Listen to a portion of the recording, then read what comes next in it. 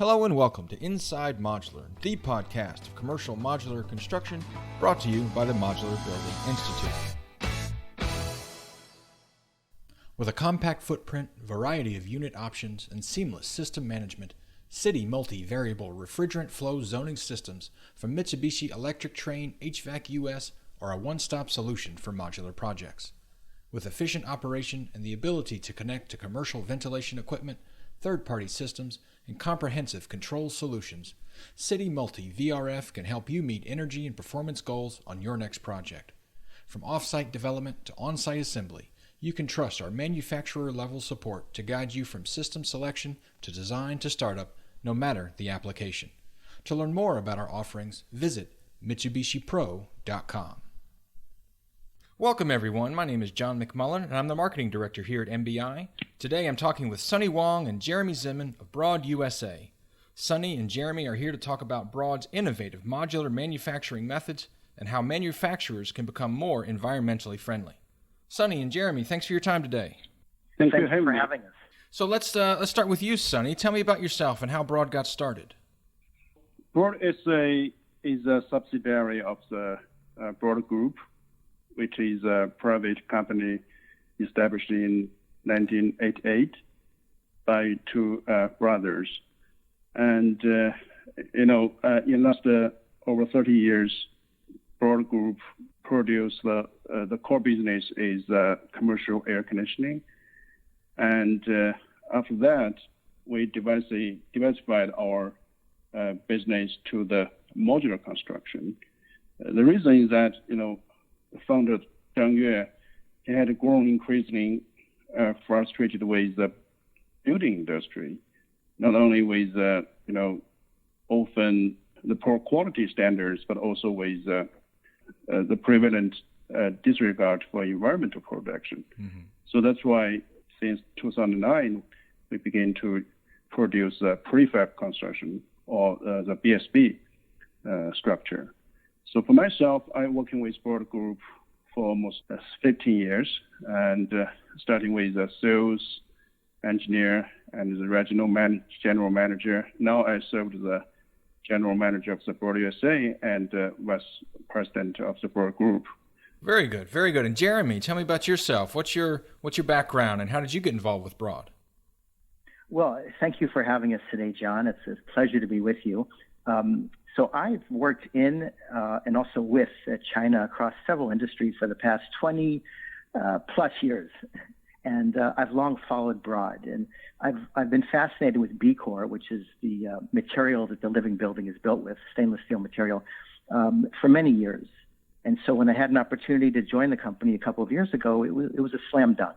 And I'm director of communications. So let's dive right in. I've seen Broad's name quite a bit in the news lately. In fact, I saw a video on CNN's website just last week showing one of your recent buildings, a living building, as you mentioned. It's a 10-story apartment building. And it went up in less than 29 hours, which is amazing. And in fact, Broad has a history, I've read, of stacking buildings very quickly and at very low cost. So needless to say, I have lots of questions. So first off, tell me more about that 10-story living building project.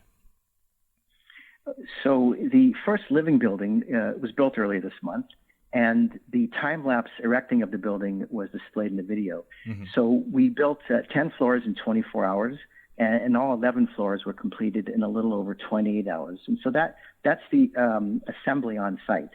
All the modules were manufactured off-site in 15 days. And then assembled on site in a little over 28 hours. So it's a 32,000 square foot building built with BCore, our stainless steel structural material. And it was delivered turnkey, including all the electrical and mechanical, HVAC. We have our own Broad outdoor ventilation systems that bring in 100% fresh air from the outside, no return or recycled air, electrical power and wiring, lighting, all the interior fixtures. Everything was completed and ready to move in. So our approach to modular construction is to offload 100% of the construction off-site. So when the modulars are delivered, we just do the bolting and connect to the public utilities. And while most buildings are static and built to a specific purpose and design, mm-hmm. the living building is flexible. So the floor plan, the room layout, even the number of floors can be changed after construction is completed, and the building can also be repurposed. That's amazing. I mean, still, 15 days is exceptionally fast. So that building, like all of Broad's buildings, as I understand it, are made with stainless steel. Is that correct? Yes. And so, what's the advantage of stainless steel versus some other forms of construction steel? So the use of stainless steel, it was originally driven by the wish of our chairman, Mr. Zhang Yue, to cut greenhouse gas emissions. So carbon steel, and even more so concrete, contribute a lot to global greenhouse emissions in their manufacture. Together, carbon steel and concrete, it's over 15%. While stainless steel, which is also recyclable with no degradation of performance, it's probably the most environmentally friendly material. And our BCore stainless steel is hardened through a copper brazing process that enables it to be 10 times lighter and up to 100 times stronger than carbon steel. So we can do creative things, like we can cantilever out up to 55 feet. So it's very strong and very light. And BCore is also 30 times more resistant to corrosion than carbon steel. So the service life of this living building is virtually unlimited. Tell me more about the way the modules themselves were designed. In the video I watched of the stacking process, I saw floor panels folding down and window assemblies swinging out. It was a very sophisticated looking design. Tell me about how that came about. Okay, I'd like to jump in. And, Board has developed since 2009 for the factory-made modular construction. But the living building was the first purely stainless steel construction. Its columns and the beams are made of the stainless steel, channels, and square pipes. And the floors are composed of the broad original stainless we call the BCore slab. So the whole building, just as Jeremy mentioned, is no concrete at all.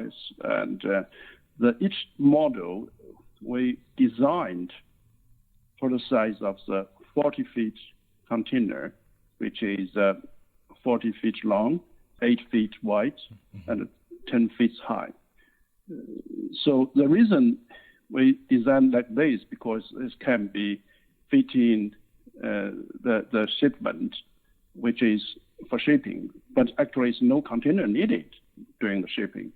And its voice can be extended about 2 times when unfolded on site for installation. So it's really realizing that low-cost, huge-size transportation at a worldwide scale. So tell me more, and you've mentioned it a couple times. Tell me more about BCore. How was it developed, and how was it manufactured?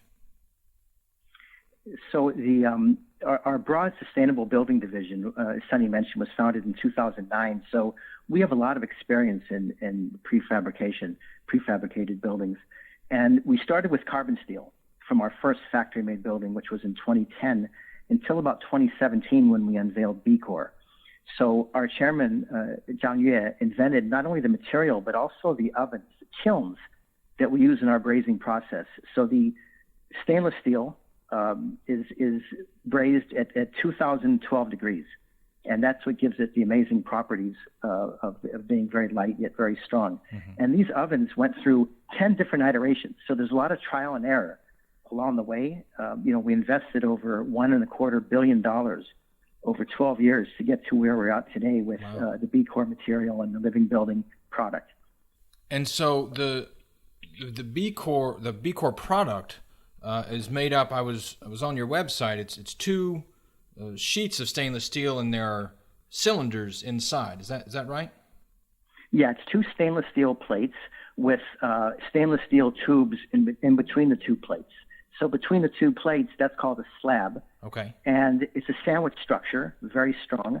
And the thickness of the plates and the slab itself might differ depending on the application, if it's a floor slab or exterior wall, for instance. Uh-huh. And then those stainless steel tubes, the diameter and the density might change as well. But what doesn't change is it's always a sandwich structure, gotcha. Regardless of where in the building it's applied.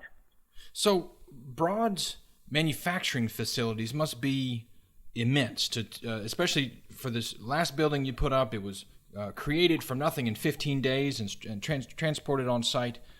Can you tell me about your manufacturing facilities and the types of processes that you use? Sure. The offset construction, we try to standardized from design to installation, including the production. So in our campus based in China, we try to achieve auto streamlined production mode, which is for the purpose of the quality mass production and extremely low labor and material cost. So all these building structure and the design are totally comply with the international standards to ensure all the buildings can be officially approved in different countries. So just now, for the process of the production, it's very simple and very automatic. For example, for the sheet metal process, when we do the core tube fabrication, copper foil fabrication, we use kind of the robots. And from the core tube assembly, slab, stack up, and we use a kind of automation, intellectual manufacturing way. So for each line, and for example, for pre-freezing sheet metal processing line, we can produce around 20,000 square feet per line, but we only need 3 technicians for each shift. Wow. So that's a very efficient production. Indeed. For the hot air copper brazing, which is just it's a very unique, very breakthrough technology developed by the Broad. The BCore stack copper brazing is that it's hot air treatment. We use kind of the blowers to blow hot air into the oven at extremely high speed and to hit the BCore slabs evenly. So that's why we can harden the stainless steel to a BCore slabs. So for this production, we can produce over 10,000 square feet a day, but we only use 1 technician for 1 shift. That's amazing. That's amazing. Let's switch gears for a second. I also wanted to talk to you about Broad's commitment to the environment. As an industry, modular construction, I know, prides itself on creating less material waste and being more efficient. But since it started, I've read that Broad has done a remarkable amount of work to become an environmentally friendly company. And you mentioned that with talking about stainless steel. But what else can you tell me about the company itself and the efforts that it's made? Well, sustainability, environmental protection, saving energy, and saving materials is at the core of everything we do. So not to digress too much, but a flagship product of Broad in our 33 years of operation, 24 years in the US, is an absorption chiller, which is a high-capacity central HVAC system. So our system is non-electric, and it can be driven by waste or process heat, any kind of thermal heat. So for customers with a cogeneration facility or microgrid, they can basically get free cooling, non-polluting. And we used a water-based refrigerant, so there's no harm to the ozone layer. So similarly, with BCore and Living Building, we approached it from the environmental protection aspect. Because we migrated 100% of the construction to the factory, we have virtually no construction waste. As you know, construction waste in traditional construction can be 25% or more of material that has to be hauled away, which is very expensive, time-consuming, and consumes landfill. So it's not sustainable. And the continued heavy use of concrete is not sustainable for the environment either. So what suggestions can you offer other manufacturers who are looking to become more conscious of their impact on the environment? Well, as chairman of Broad Group, Mr. Zhang Yue mentioned, people can find a real approach to sustainable development for higher life quality and a lower impact on the environment. So that's why, under the leadership of Mr. Zhang, Broad continues to affirm its mission to put sustainability into action by replacing as many inefficient products and production process as possible with new technology and new ways of applying the disruptive technology, which can contribute to reduce energy and resources consumption. At the same time, the perception of the modular building has changed from the cost, quality, and to the sustainability factors. So I hope that all the circles of the modular construction and take into consideration of how to protect the environment, how to protect the humankind's resources, and make this to be a decisive factors to popularize of the modular construction. So what's next for Broad? What are your goals in the next 5 years? How do you see yourselves growing? How do you hope to apply your BCore product? That's a very good question. We recently launched the 1,000 Cities strategy based on our living building, where we will build broad pavilions in 1,000 cities across the world in the next 8 years, and 80 broad pavilions across the United States. So a broad pavilion is a mixed-use facility to demonstrate this new technology, and it includes public space such as an exhibition hall, conference center, other community space, and residential and office space. So we also want to use this platform to lure talent to join us and to trigger developers and architects and other stakeholders to join us to enable modular construction to take up to 10% of the whole construction market. So that's our goal. Well, it sounds like BCore is a fantastic product. If you're hoping to lure architects and engineers over to modular, I think you've got a great piece of bait for your hook, so to speak. So before we end, I just wanted to thank you both for recently joining the Modular Building Institute. We're excited to have you here. I expect we will be hearing lots from Broad in the years ahead. Well, thank you again for having us today, John. We're excited and proud to be members of the Modular Building Institute, and we look forward to deep engagement with MBI and all of its members. I hope so. And thanks again, and congrats again on a great project, and for sharing your experiences with us. I appreciate it. My name is John McMullen, and this has been another episode of Inside Modular, the podcast of commercial modular construction. Until next time.